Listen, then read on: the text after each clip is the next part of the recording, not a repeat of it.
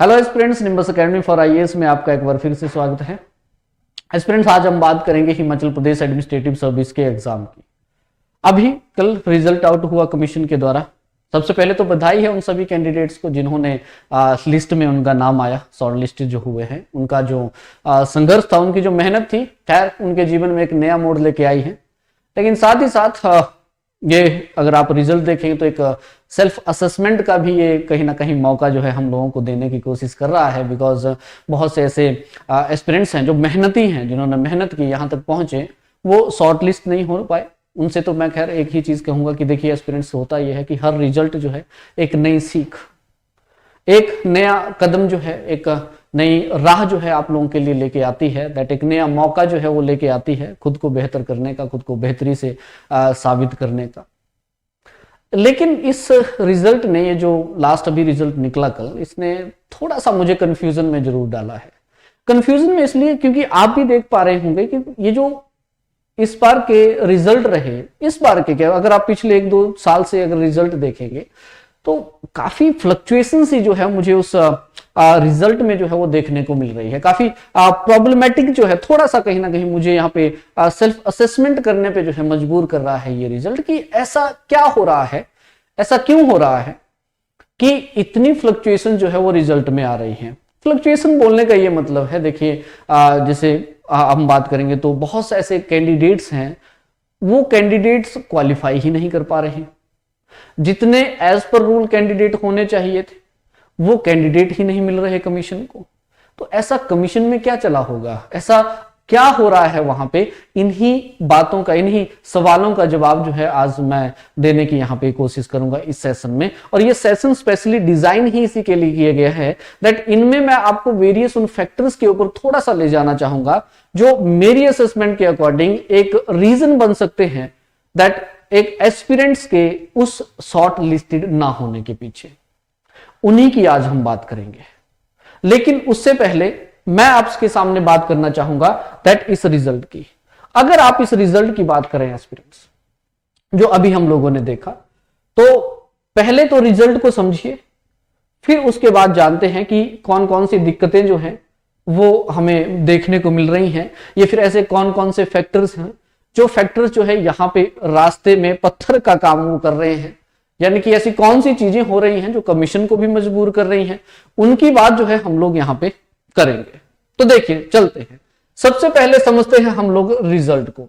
और ये ऐसा नहीं है कि ये अभी हो रहा है, पिछले अगर आप 1-2 सालों की अगर आप बात करते हैं तो 1-2 सालों से जो है कोई ऐसा ही ट्रेंड जो है रिजल्ट में हम लोगों को देखने को मिल रहा है। इस ट्रेंड को थोड़ा सा हम लोग यहाँ पे समझते हैं। जैसे हम लोग बात करते हैं यहाँ पे 2023 की। देखिए 2023 में जो एचएस का एग्जामिनेशन हुआ था वो जनरली दिसंबर के महीने में जो था स्टूडेंट्स, उसको यहाँ पे कंडक्ट करवाया गया था। ठीक है, 3 दिसंबर को आई थिंक उसको कंडक्ट करवाया गया था। और उसी के साथ एक एक दिन के गैप पे जो है पूरे के पूरे जीएसके के पेपर जो थे इसमें कंडक्ट करवाए गए थे।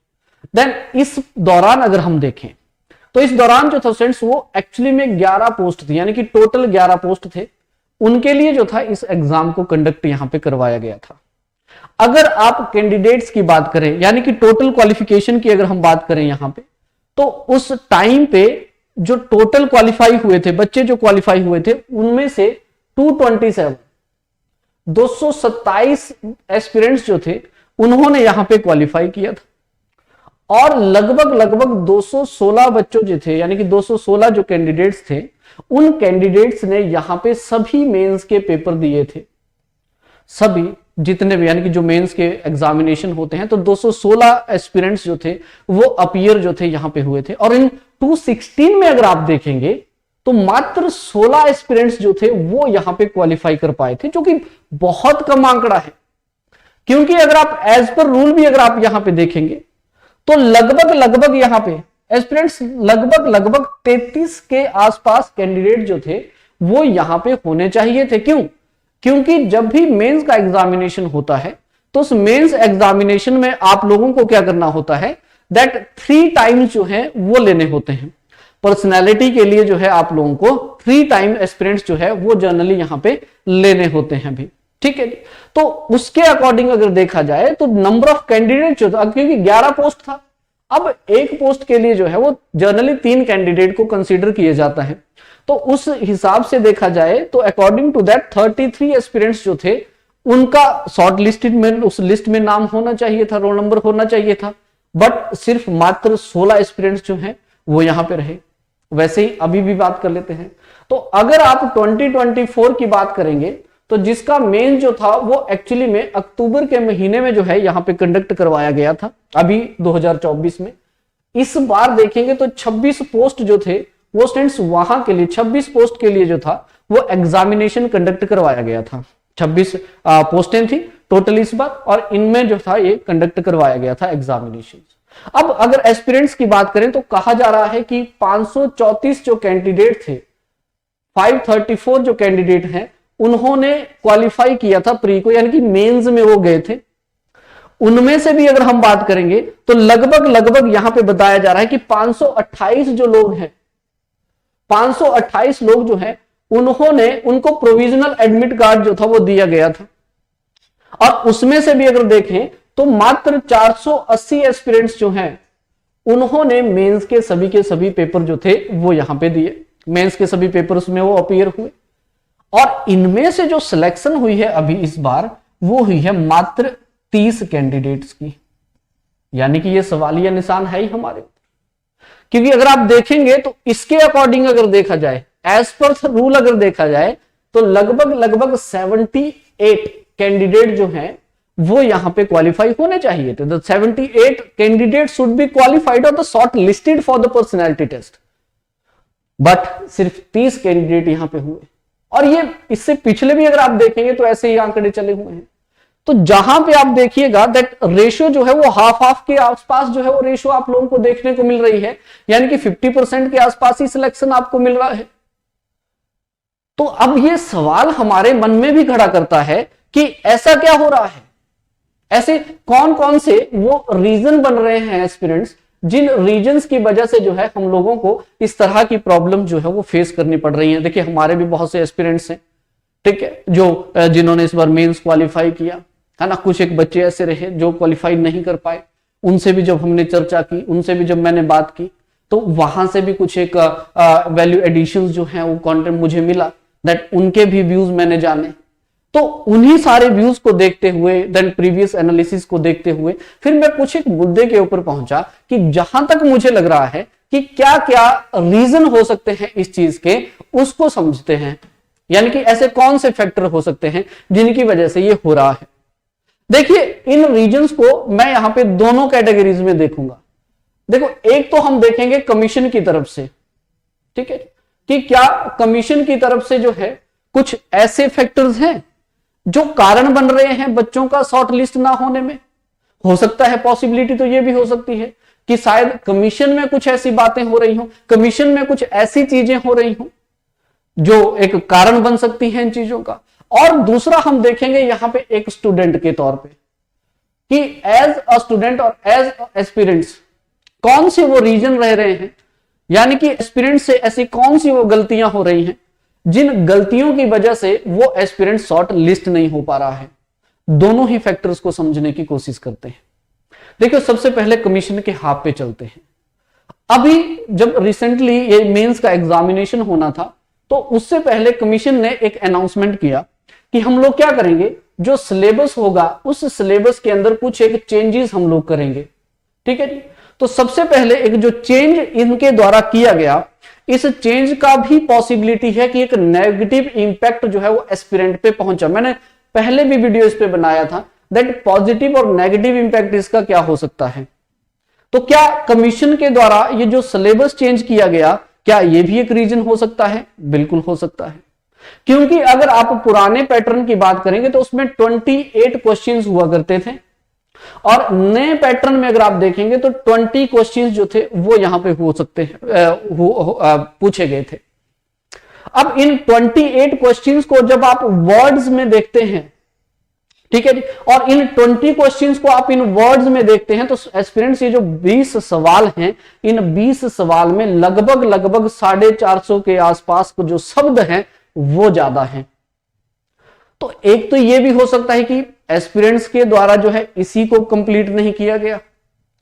हो सकता है ये भी कि इनसे जो है वो पेपर ही कंप्लीट नहीं हुआ। जो पहले आपके यू कैन से आप देखेंगे 3350 के आसपास यहां पे शब्द होते थे, तो इस बार 3750 शब्द वो टोटल हो चुके हैं। तो एक तो वर्ड लिमिट को शायद वो एस्पिरेंट्स जो है वो टच नहीं कर पाया, बिकॉज दूसरा दिक्कत ये थी कि पहला तो चलो शब्दों पे था, दूसरा ये भी था कि एडेप्टेशन शायद एस्पिरेंट्स की ये नहीं हो पा रही थी कि यार किस तरह से मुझे अप्रोच करना चाहिए, कैसे मुझे अप्रोच करना चाहिए। तो ये भी एक बड़ी दिक्कत। अभी मैं कमीशन की तरफ की बात कर रहा हूं, एस्पिरेंट्स के बिहाफ पे भी मैं आपको बताऊंगा यहां पे कि मुझे क्या लग रहा है कि ऐसे कौन से कारण यहां पे हो सकते हैं। तो दूसरा जो सबसे बड़ा कारण, तो पहला तो आपको सिलेबस चेंज, और दूसरा उसकी एडेप्टेशन। हो सकता है बहुत से ऐसे एस्पिरेंट्स हो जिनको अभी ये ही आइडिया नहीं था कि यार नया पैटर्न है, किस तरह का सवाल पूछा जाएगा, कैसा सवाल पूछा जाएगा, कैसे मुझे उसको अप्रोच करना चाहिए, यानी कि वो प्रिपेयर नहीं हो पाया होगा उसके लिए। तो एक तो ये बात हो सकती है। दूसरा अगर आप देखेंगे यहां पे कमीशन की तरफ से, तो बिल्कुल इस पे मैं सवाल जरूर खड़ा करना चाहूंगा, ठीक है जी, कि जो मार्किंग है, मार्किंग जो है ये एक सवाल उठा रही है एस्पिरेंट्स, बिल्कुल उठा रही है। क्योंकि देखिए क्या होता है, जब आप मेंस एग्जामिनेशन की बात करते हैं तो उसमें जब मेंस के पेपर होते हैं, जो हिंदी और इंग्लिश के पेपर होते हैं, उनमें आपको 40% लेना जो है वो मस्ट होता है, 40% तो होना चाहिए, कंपल्सरी पेपर होता है ये, ठीक है जी। और दूसरा अगर आप पूरे एग्रीगेट की बात करें तो आपको लगभग 45% जो है वो मार्क्स आपको लेना होता है। यानी कि जब मैं पूरे जीएस की बात करता हूं जो लगभग 900 नंबर का बनता है, उसमें से आपको 405 नंबर लेना जो है वो मस्ट होता है, तभी आप क्वालिफाई जो है यहां पे कंसीडर किए जाते हैं। यानी कि 405 नंबर अगर आप लेंगे तो 405 के बाद जो है स्टूडेंट्स आपको यहां पे क्वालिफाई जो है वो समझा जाता है। लेकिन उसके साथ साथ कंडीशन ये भी है कि 40% आपका हिंदी और इंग्लिश में भी 40% आपके होने चाहिए, ये मस्ट है। क्योंकि अगर आप यहां नहीं करेंगे तो आपको यहां पे डिस्क्वालीफाई कर दिया जाएगा। अब दिक्कत ये हो रही है कि कमीशन की तरफ से कुछ ऐसा भी देखा जा रहा है कि जो मार्किंग हो रही है काफी टाइट मार्किंग हो रही है भाई, ठीक है जी। टाइट मार्किंग बोलने का मतलब यह है, ये मैं ऑप्शनल पे भी ले जाऊंगा। अगर आप ऑप्शनल की बात करते हैं, ठीक है, अब यही मार्किंग जो है ऑप्शनल में भी आपको मिलेगी। देखो हिंदी इंग्लिश की बात कर लो, या फिर आप मेंस की बात कर लो, या फिर उसके साथ साथ यू कैन से ऑप्शनल की बात कर लो, तो तीनों में ही अगर देखा जाए, क्योंकि आप देखो जो ऑप्शनल होता है ना students, it's you can say a game changer. But दिक्कत क्या आ रही है, दिक्कत ये आ रही है कि जो ह्यूमैनिटी के सब्जेक्ट हो रहे हैं, ठीक है, उन ह्यूमैनिटी के सब्जेक्ट में अगर आप देखेंगे तो 130 135 कुछ इतना ही मार्क जो है हम लोगों को देखने को मिल रहा है। जबकि कुछ एक ऐसे ऑप्शनल भी हैं जो एस्पिरेंट्स को 140 145 प्लस जो है यानी कि 150 के आसपास भी ले जा रहे हैं। तो ये भी एक बड़ा कारण है, ठीक है, कि दैट एस्पिरेंट जो यहां से डिस्क्वालीफाई हो रहा है। तो मार्किंग भी टाइट की जा रही है कमीशन के द्वारा, ये भी एक रीजन है। और दूसरा ये भी रीजन है कि देखो हो सकता है कि अब मार्किंग अगर टाइट हो रही है तो दिक्कत उससे ये हो रहा है कि एस्पिरेंट्स इस बार को ही यहां पे क्रॉस नहीं कर पा रहा, बाकी तो छोड़ ही दीजिए, उनका जो कंप्लीट जो ओवरऑल एग्रीगेट है वो 45% हो ही नहीं पा रहा। या फिर आप ये बोलेंगे कि हिंदी और इंग्लिश का ही बैरियर वो क्रॉस नहीं कर पा रहा, 40% ही नहीं हो रहा है उसमें। तो वहां पे भी क्या हो रहा है, दिक्कत आ रही है कि एस्पिरेंट्स यहां पे फेल हो जा रहा है, शॉर्ट लिस्ट नहीं हो पा रहा है। तो एक मार्किंग भी टाइट यहां पे हो रही है, ये भी एक रीजन इसका रह सकता है कमीशन की तरफ से अगर हम बात करेंगे, हाँ, क्योंकि ये 1-2 सालों से ही हो रहा है। इससे पहले अगर आप देखेंगे तो 1-2 सालों से जो है कुछ इस तरह की चीजें जो है हम लोगों को देखने को मिल रही हैं। तो पॉसिबिलिटीज ये लगाई जा रही हैं कि हो सकता है यही क्रॉस नहीं हो रहा है एस्पिरेंट्स से। और दूसरा अगर आप ऑप्शनल की भी बात करेंगे जो कि गेम चेंजर में आपको बता रहा हूं, तो इसमें भी जो परफॉर्मेंसेस हैं कुछ एक सब्जेक्ट की, जैसे यार जियोग्राफी अब एक ऐसा सब्जेक्ट हो रहा है जहां तक मुझे लग रहा है कि अब वो मैच्योरिटी लेवल पे है, उसमें मार्क्स ही नहीं मिल रहे बच्चों को।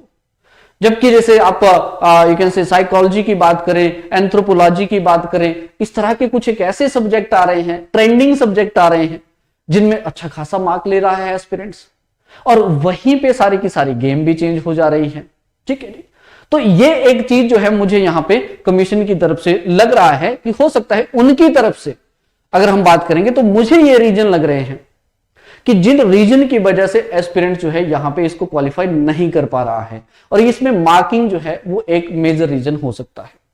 ठीक, अब बात करते हैं एज अ एस्पिरेंट्स, यानी कि ये तो कमीशन की चलो बात होगी कि उसके बिहाफ पे मुझे ऐसे लग रहा है, लेकिन अगर आप एस्पिरेंट्स हैं, अगर हम एस्पिरेंट्स हैं तो देखो एस्पिरेंट के तौर पे एज ए स्टूडेंट अगर मैं देखूं तो उसके तौर पे जो है वहां पे कौन से ऐसे रीजन रह रहे हैं जिन रीजन की वजह से एक एस्पिरेंट्स का जो एग्जाम है वो शॉर्टलिस्ट नहीं हो पा रहा, वो रिजल्ट में अपना रोल नंबर नहीं ला पा रहा। देखो इसमें सबसे बड़ा मैं रीजन आपको पहले ही बता दूं, ये जो प्री एग्जामिनेशन है ना, यहीं पे आधे से ज्यादा गेम तो हो जा रही है। क्यों? देखो दिक्कत क्या होती है, प्री में आप देखेंगे तो आपको दो पेपर मिलेंगे, एक है जीके वाला और दूसरा है सी सेट वाला। देखो एस्पिरेंट्स जीके के ऊपर जो है ये बहुत यहां पे फोकस किया जा रहा है, एस्पिरेंट्स के द्वारा तवज्जो यहां पे ज्यादा दी जा रही है इस सब्जेक्ट के ऊपर, और कंप्लीटली इग्नोर किया जाता है इस पर्टिकुलर सी सेट के सेक्शन को, और आधे से ज्यादा एस्पिरेंट्स तो यहीं पे फिल्टर आउट हो जाते हैं। देखो मैं ओल्ड एस्पिरेंट्स को भी थोड़ा सा बताना चाहूंगा कि जो 2-3 साल से तैयारी करता है उसके साथ भी देखो दिक्कत क्या होती है। दिक्कत ये होती है कि जब उसने पहली बार पढ़ा होता है तो काफी शिद्दत के साथ उसने सी सेट को पढ़ा होता है तो क्वालिफाई भी हो जाता है, लेकिन जब बात आती है दूसरी और तीसरी बार तो उसको ये लगता है कि now I am enough mature और मैं इस सी सेट को आसानी से कवर कर लूंगा या फिर कर लूंगी। और दिक्कत ये आती है कि जो एक यू कैन से एक एस्पिरेंट्स है जो मेंस में कंपटीशन दे सकता है, वो इस सब्जेक्ट की वजह से ही यहां से फिल्टर आउट हो जा रहा है, क्योंकि ये देखो पुराना एक्सपीरियंस है, इसको तजुर्बा है, एक्सपीरियंस है मेंस लिखने का, लेकिन दिक्कत ये हो रही है कि यहीं से फिल्टर हो रहा है ये, और आधे से ज्यादा जो एस्पिरेंट है जो हो सकता है मेंस में बहुत अच्छा करे वो यहीं से फिल्टर हो जा रहा है। तो ये एक बड़ा रीजन बन रहा है। एस्पिरेंट्स जो भी स्टूडेंट हैं जो भी तैयारी कर रहे हैं इस बात को ध्यान में रखिएगा, मैं आगे बताऊंगा करना क्या है, बट फिलहाल ध्यान में ये रखिए कि ये भी एक बड़ा कारण बन रहा है इस चीज के पीछे। दूसरा एस्पिरेंट्स की तरफ से जो कमी यहां पे आपको मिल रही है, ठीक है जी, तो दूसरी जो बड़ी गलती यहां पे एस्पिरेंट कर रहा है वो है जो एग्जामिनेशन है उस एग्जामिनेशन के नेचर को ही ये अंडरस्टैंड नहीं कर पा रहा है।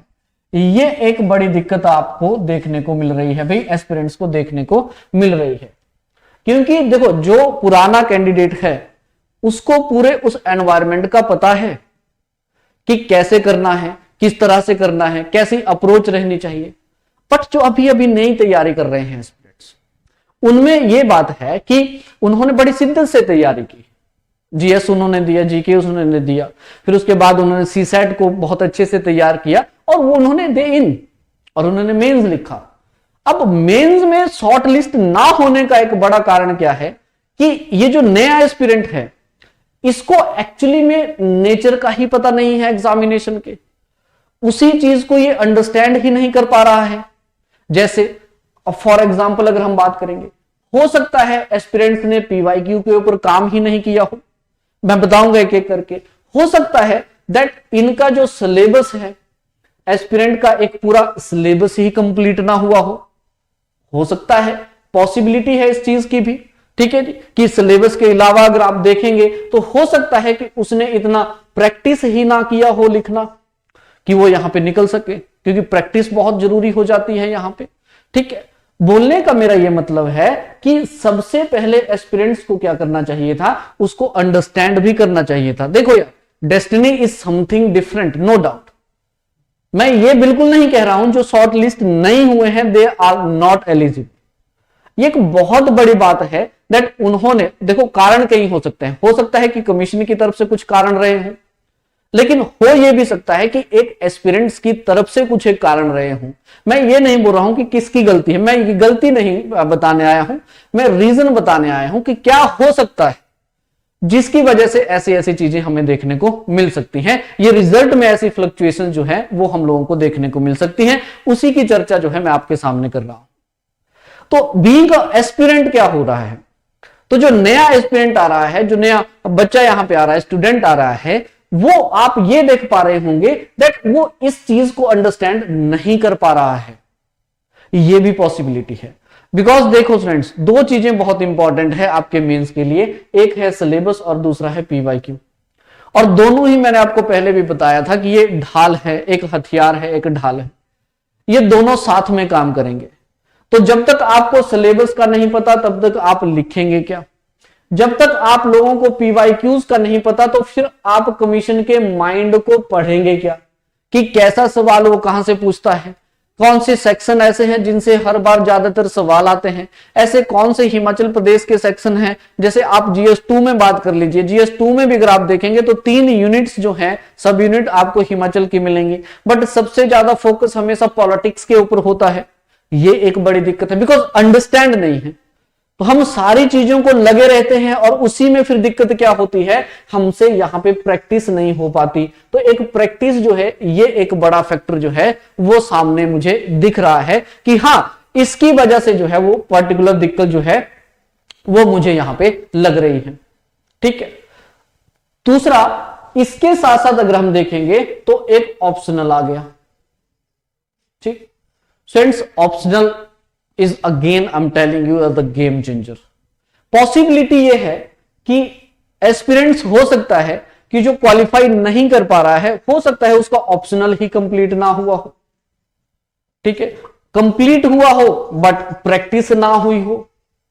ठीक है, देखिए अगर ये सब कुछ हुआ है तो पॉसिबिलिटी है यार कि आप क्वालिफाई में, वहां पे जब मैं बात कर रहा हूं कि एग्रीगेट जो बन रहा है उस एग्रीगेट में नहीं आ रही है। मैं ये नहीं बोलता हूं कि कमीशन से गलती नहीं हो सकता है, बट यहां मैं आपको बात बता रहा हूं रीजंस की कि क्या रीजन हो सकते हैं। तो ये रीजन मुझे यहां पे लग रहा है। तो ऑप्शनल जो है ये आप देखते हैं तो प्रैक्टिस नहीं हो पा सकता है या फिर कंप्लीट ही नहीं हुआ है।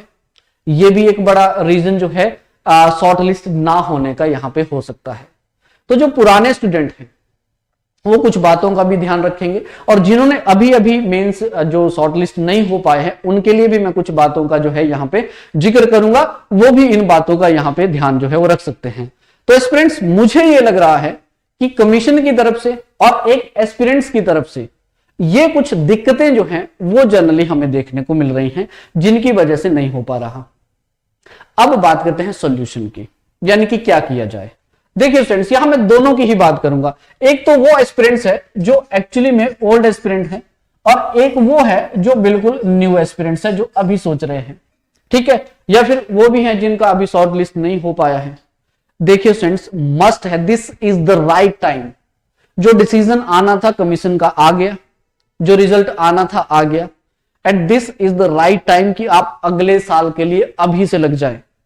जो ओल्ड एस्पिरेंट्स हैं they very well know the nature of the pre-examination but must have please don't ignore this, क्योंकि ये 1-2 सालों से अब ये टफर साइड में आ रहा है और यहीं से कमीशन जो है वो सफल करने की कोशिश कर रहा है, फिल्टर आउट करने की कोशिश कर रहा है। बिकॉज जो पुराना एस्पिरेंट होता है वो एक्चुअली में इस बात पे अड़ा हुआ है या फिर उस बात का उसको पूरा भरोसा है कि वो सीसेट निकाल ही लेगा, ये एक बड़ा मिथ हो जा रहा है। आपको अभी से जो है इस पर्टिकुलर सब्जेक्ट को भी अब कंसीडर करना पड़ेगा, जो पहले कंसीडर नहीं किया जाता था। ज्यादा एग्जाम के 1-2 महीने बाद इसको देखते थे कि आगे 2-4 क्वेश्चन, जी हाँ जी ठीक है ये कर लिया, 30 तो इंग्लिश के थे, 30 रीजनिंग के हुआ करते थे, दोनों को करके हो गया, 2-4 मैथ के कर लिए, हो गया, कंप्लीट हो गया, बात खत्म। बट अब ऐसा नहीं है। अब आपको हर सेक्शन को जो है एक पूरा तवज्जो, वेटेज देना पड़ेगा। तो पुराने एस्पिरेंट्स के लिए तो मैं ये जरूर कहूंगा कि अगर आपको ये लगता है तो सी सेट को जो है आपने करना है, और अगर आप मेंस तक गए थे, ठीक है, और वहां पे शॉर्ट लिस्ट नहीं हो पाए, तो प्लीज कुछ बातों का आप भी ध्यान रखें यहां पे, दैट प्रैक्टिस करें, प्रैक्टिस करें। ठीक है, और दूसरा जो गलती सबसे ज्यादा करते हैं, ये न्यू और ओल्ड में दोनों में ही बताना चाहूंगा, हम लोग जस्ट पढ़ते रहते हैं जीएस जीएस जीएस जीएस।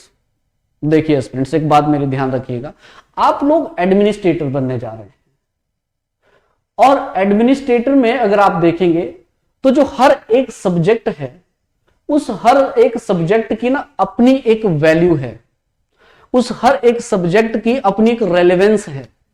अगर कमीशन ने आप लोगों को हिंदी डाली हुई है सिलेबस में तो वो कुछ सोच के डाला है, अगर आपको इंग्लिश डाला हुआ है तो कुछ सोच के डाला हुआ है, अगर आप लोगों को जीएस के पेपर दिए हुए हैं तो कुछ सोच के डाले हैं। हम सभी हमेशा क्या करते हैं, जीएस 1 2 3 बस इन्हीं में लगे हैं, ऑप्शनल में लगे हैं, ऑप्शनल में लगे।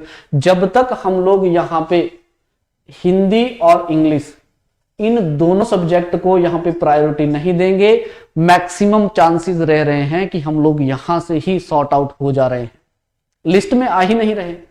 40% एग्रीगेट हो ही नहीं रहा है हमारे पास यहां पे पूरा, तो आगे तो फिर छोड़ ही देते हैं गेम को। तो प्लीज दोनों ही एस्पिरेंट्स के लिए मैं बोलना चाहूंगा कि हिंदी और इंग्लिश को बराबर वेटेज दें, इनको इग्नोर ना करें। जितनी आपको इंग्लिश की समझ होनी चाहिए उतनी ही समझ आपको बीइंग एडमिनिस्ट्रेटर हिंदी की भी होनी चाहिए।